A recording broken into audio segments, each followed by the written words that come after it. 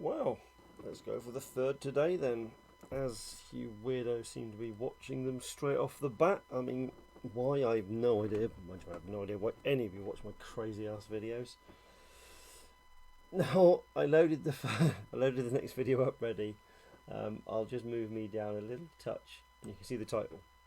I won't show you what the spirit reveals for a second, but you can see why I'm giggling in a second. So, I don't know who sent me this one because I don't write down the names. I will start writing the names down when people send me videos so I can credit you or discredit you for sending me these awful videos. So the title, 101st Airborne Division Uniforms of World War II. Now let's make me smaller. Try not to giggle. Let's keep making me smaller. Make me as small as possible. That'll do. There we go. Ram me in the corner. So, straight off the bat, we have a lovely un-CC2'd M42. Is that a patch or are they drawn on? It's quite hard to tell, but if they're drawn on, he's obviously 506. If he's 506, why is he wearing a cartridge belt? And again, the M39 gloves, but you know, that's the thing that everybody does. Okay, let's just hit play. I have no hope at all. Hi everybody, Jeff Sherry, museum educator at the Hagen History Center. Oh God, a museum educator. I mean, modern museums are far from anywhere where you would learn anything. So, yeah, not a positive thing. Today we continue our uniform studies of the World War II paratrooper. The corporal is in the 101st Air. What? Should we count the stripes? What?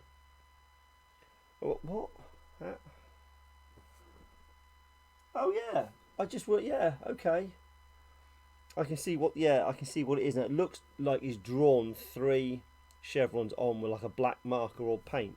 But no, it is actually sewn on corporal stripes. Okay, yeah, my mistake. Airborne Division, and he is dressed as they would have dressed for their drop into Normandy on D-Day. He is dressed as they would have dropped. Well, I mean, the pedantic side of me would go, no, if he was dropped, he'd fall very fucking quickly like that. No chute, no harness. I can't remember if there's a gas mask bag down there or not. Gun's not in a Griswold. Yeah, no CC2. I think it's a shirt. Anyway. 1944. He wears the M1 steel helmet with a camouflage net. Or an M1C or an M2. The strips of bayonet were called scrim, and the idea was to break up the silhouette. The jump chin strap, and around his neck, he carries a cricket, a 5-cent child's toy that was designed to be an identification signal. No, it was not designed to be an identification signal. It was made by the company in England, and it was a percussion musical clicker of some gimmick. It was adapted and purchased by the Airborne Command to be used as this, but it wasn't designed for that. In the dark Norman hedgerows, he wears the Army issue riding gloves, which paratroopers quickly got rid of, and the rubber bag on his leg is his assault gas mask. But interesting that you knew that they didn't particularly like the gloves, because you have no tactile sensation. Yeah, so yeah, good. We just didn't know if the Germans were going to use gas or not. His Corcoran jump boots made in Pennsylvania, and his M3 fighting knife on his other ankle. His cartridge belt with a bayonet, canteen, extra cartridges for his M1 rifle. The M1 Garand was first developed in the 1930s and was the standard issue weapon of every American Army and Marine unit in World War II, though there were others that were also carried.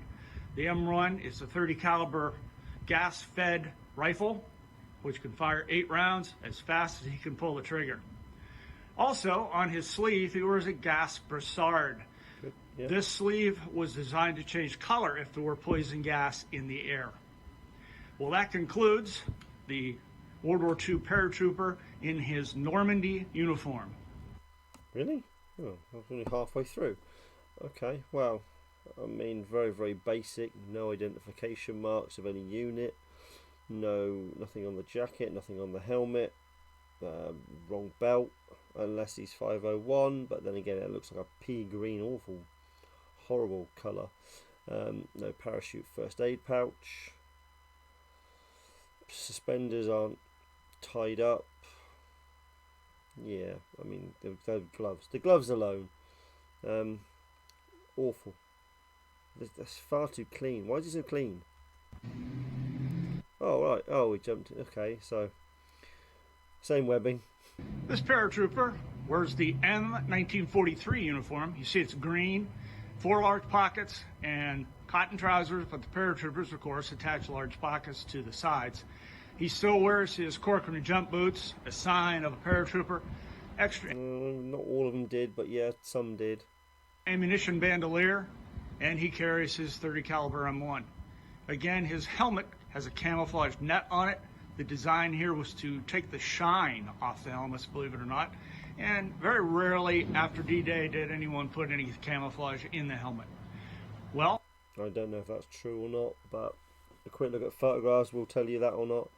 But why are we not mentioning the size differences with the hearts and spades and diamonds and things in the helmet on the painting? They got smaller as the war went on. We'll go on now to the Battle of the Bulge and January 1945 uniform. Wow, that was very brief and very quick. The last uniform we'll talk about is that worn by the 101st Airborne and most American soldiers in the Battle of the Bulge and throughout the winter of 1944-45. The 101st Airborne held a perimeter around the Belgian town of Bastogne and held out, and then would move on to other towns in Belgium and then on into Germany. The soldier wears the regular 1943 model uniform. I don't think anybody would place a bayonet at the front like that. Now imagine trying to run. Is that not just going to stab you in the leg repeatedly? I mean, yeah, it's got some give from side to side, but that ain't going to be comfortable. Why is it not on the hip? Under his wool dress overcoat. The 101st went into Bastogne without enough ammunition, without proper winter clothing, without enough food. He still carries his M1 with his bayonet and his extra bandolier of cartridges around his shoulder. Well, that concludes the study of a World War II paratrooper. Wow, I mean, I'm not sure it does conclude the study because that was incredibly brief, but yeah, I mean, obviously they only own one set of webbing. It's just used for everything. I mean, yeah, that was brief. Hardly. Remember to like and subscribe. No, I don't think I'll be subscribing. And then again, you see something down here which is interesting. Oh, we've seen that guy before.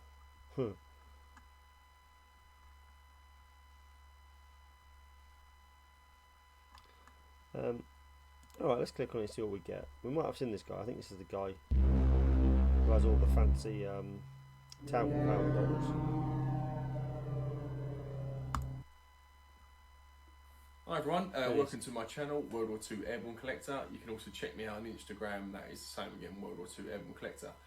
Today is going to be quite a basic video. I'm just going to go over some different webbing components, how to put it together, what to look for. Yeah, I'm sure we've seen this before. I mean, it's not really anything to do with paratroopers. So, I mean, the classic. Yeah, classic. Okay, let me find my little list of 9 billion videos, and we can now delete that one because we've seen it. Pick the next and see what goodies we get. We're on 9 minutes, ages. Right. God, what do we get? We get. Why is everything slow? What? Soulbook. Huh? Why is somebody sent me a German video? Why are you not going full screen? There we go. Why is somebody sent me a German reenacting video? Hello and welcome back to another episode of World War II History and Reenacting. This is German World War II Reenacting 101. Okay. First, you will need a uniform, whichever you prefer. Wow. Now you can choose a weapon. Has this got to be a piss take video? This is going to be a piss take like my 101st video, isn't it? Aha! Excellent choice, Herr Obersturmführer. Of course, you will need an appropriate flag of some sort. A pair of Ray-Bans will do. A little snack for like in between the battles. Keep your drinks cool. Because warm beer sucks. Well, it's A true. little something for happy hour. Ugh. And why not just bake a fucking cake to bring along? Seriously. Yep, it's so true. Although in our infraction book, if you're unlucky enough to get put in there and you break the same rule again, you have to bring a crate of Coke. If you break the same rule again before an event, you bring a crate of Coke and a cake for everybody. If you break the same rule again before an event, like you clock at 3 for one event, then it's a crate of beer, a crate of Coke and a cake for everybody. Get this shit out of here.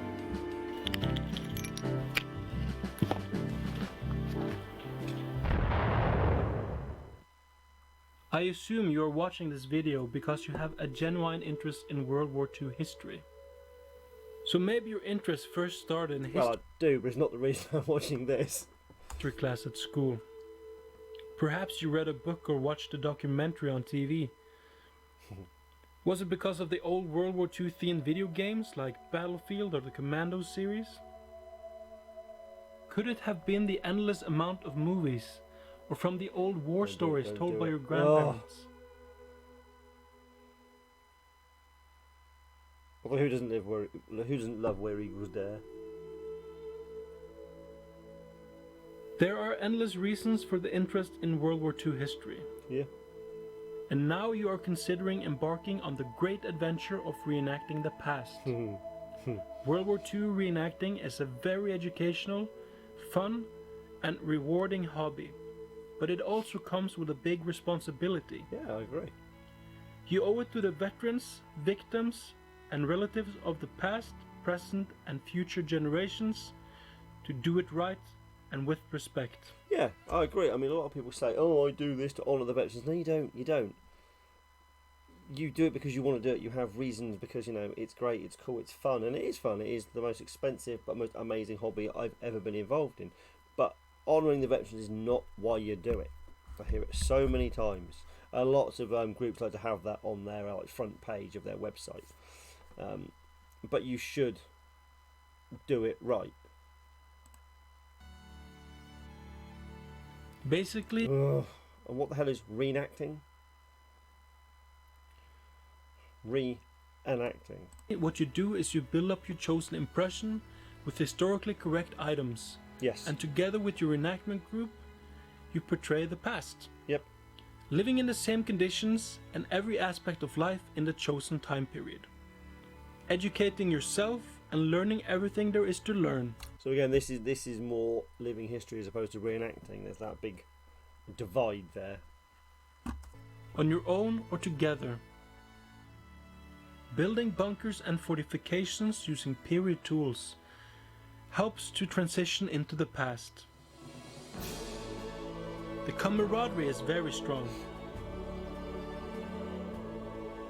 Eating period correct food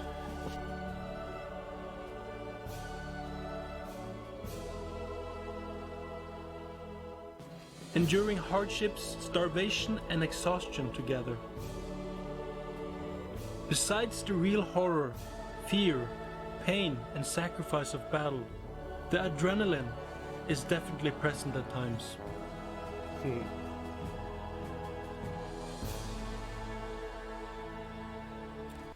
So let's just go back a second and compare that little snippet of a battle reenactment compared to that other shit we saw earlier. Adrenaline. 4,000 rounds being fired, guys standing in the open, compared to this little clip here.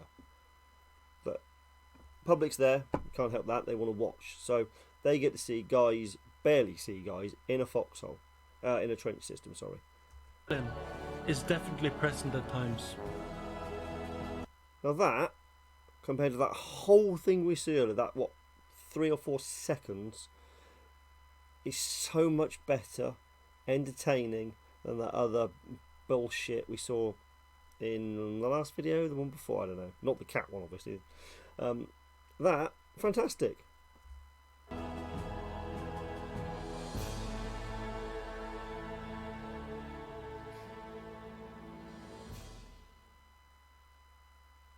The inevitable First, you have to question. pick a military power.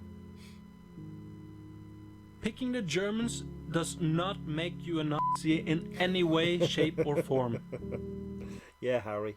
It is very important to realize that when you put on the uniform, you are carrying a lot of responsibility on your shoulders. One must be aware of the big picture and all the people whom you might wrong if you are not respectful and humble. This responsibility does not only apply for the Germans. Here's something I want you to remember. History is made by real people, and it's not a fictional world of any kind. Your choice of favorite military power and your interest for joining World War II military reenacting can be varied. Maybe you are interested in the weaponry, or maybe the uniforms and equipment, vehicles or tanks. Maybe it's the history itself, or both, or everything. After choosing the military power of choice, you choose your preferred branch of service. It's funny because we see so many people on the Facebook group, how to get into reenacting, and their first question is, any groups near me? 1, a relevant question. 2, what the hell do you want to be? You're reenacting penguins? Do you want to be a German World War I? You could be cavalry from the Napoleonic era. Give us some hint, yeah? And it's what interests you. Maybe you choose a specific branch of service based on your specific historical interest.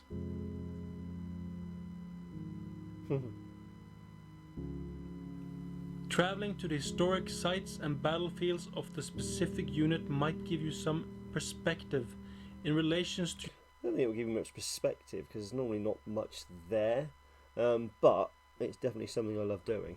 And we go around Europe all the time, because it's so close. We can just hop on a ferry and be in France and Belgium. It's so easy. Your research.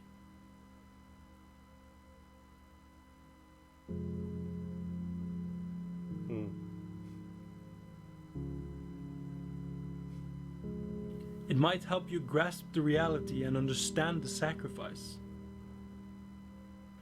A foreign nation's gratitude for the soldiers left behind.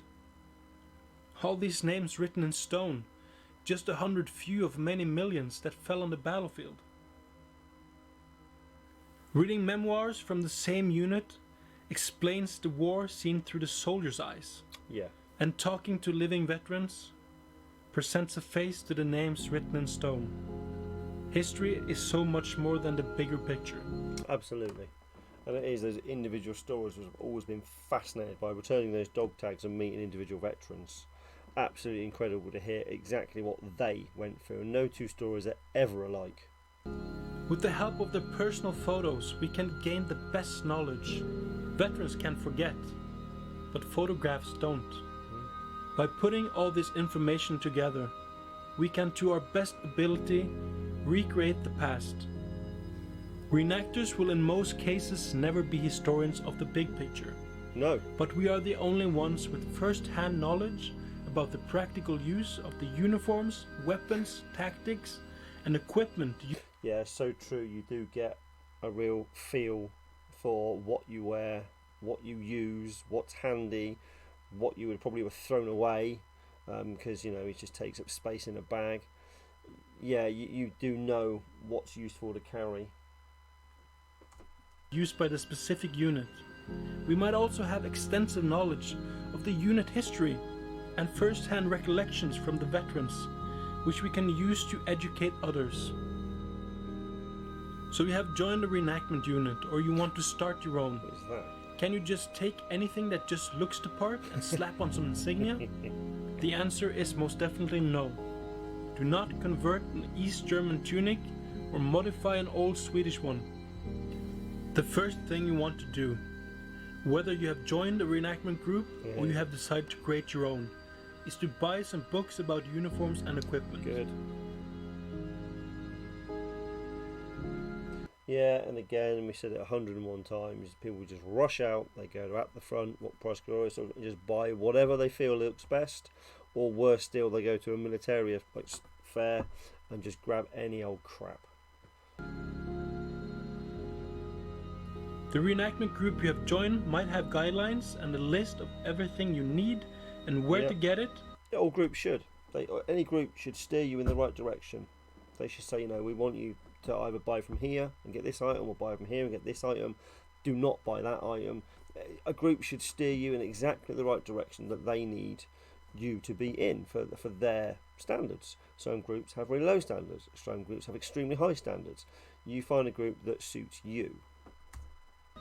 But it does not hurt to educate yourself on the general subject. Exactly. There also exist many forums and Facebook groups in the reenacting community. For example, as toxic as they can be. World War II Help Page 2.0 on Facebook. These are just 3 out of the countless reference books out there. There are also books dedicated to special subjects like camouflage, etc. Again, note there's no books for reenactors. They're all history books, collector books that are utilised by reenactors. This is why we want to get these books made, covering any subject.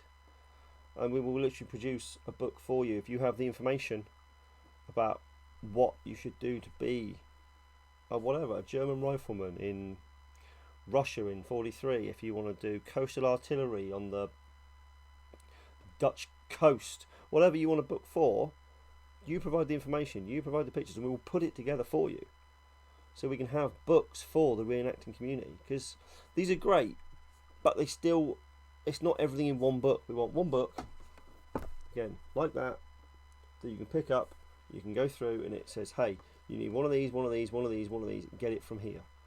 Do not buy these, they're crap. We need more books for us, specific books for us.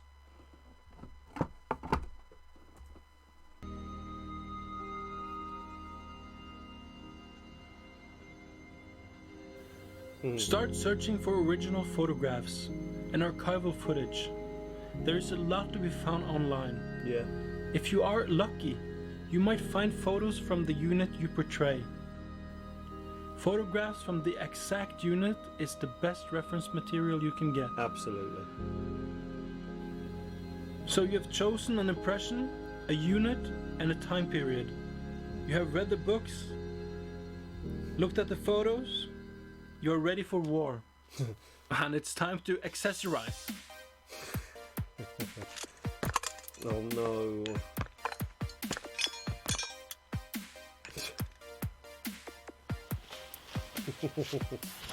Wrong.